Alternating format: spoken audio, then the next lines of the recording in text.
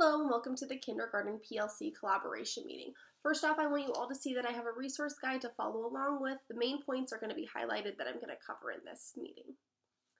So today we'll be talking about some strategies to teach phonemic awareness, phonics, and vocabulary to kindergarten students. I have several strategies that can help teach your kindergartners as well as ways to have your students collaborate with each other. So first off, starting with phonemic awareness. The first activity to use is rhyming games. Having your students work on rhyming words by starting the lesson with, I'm thinking of a word that sounds like pig.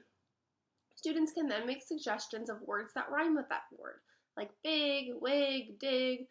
This can help students recognize basic rhyming sounds and use CVC words to do so. Another activity for phonemic awareness is using word families. Having students group words that sound alike using worksheet, they're going to identify the parents and the kids. So for the word bag, it would come from the words like hag, mag, sag. This will help students with the patterns of the words. For teaching phonics, an activity we can use is sound games. This is a fun, interactive way to get students to correlate sounds with letters. Think of a word like big and ask students to guess what B, I, G would make. When you say the letter, hold the sound longer than normal so students will be able to make the connection between the sound and the letter. So, B for B. Students will understand blends during this activity and then the correlation of the sound and letters. Another activity, which I think is really fun, get your kids outside, is jump, skip, hop. This is an interactive game to get your students understanding the blending of letters into words. Create pictures of words and have your students identify what's in the picture. So if there's a picture of a cat, your students will identify the three phonemes, C, A, T, and they will do 3 jumping jacks or hops, and they'll receive a high five by the teacher. It makes it a little bit fun, interactive. You can do this outside or inside. To teach vocabulary, visual vocabulary cards are a tool to be used to help create the connection between the picture and the new vocabulary term being introduced. When teaching kindergarten vocabulary, you want to make sure they are understanding the word being spoken before having them learn to read it. So seeing the actual picture will really make that connection to the word that is being spoken. Another way to teach vocabulary is category games. This is where students take pictures that are both alike and different, and they can group them together based on what they find similar. So if they find a cup that's big and a ball that's big, they're going to group it together because it's big, and it's going to help them get a little bit more comfortable with their vocabulary.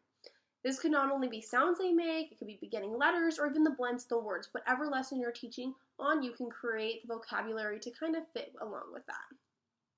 This not only involves figuring out how the picture matches, but also the language used while putting them together. So it's really going to encourage them to be talking and communicating and just figuring out what makes them go together.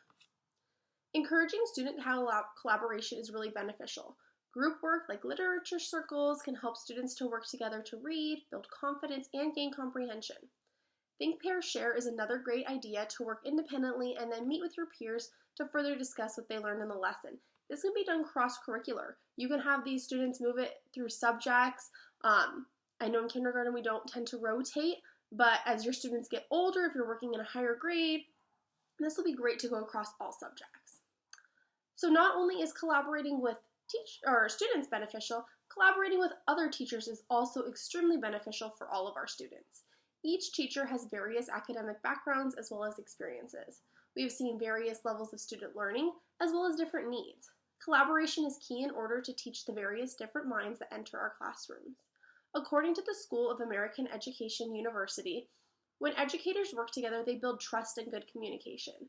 Teachers can share lesson plans or ways they implement specific skills, which in turn can help cross-disciplinary, by students knowing how to transfer knowledge and skills from one area to the next.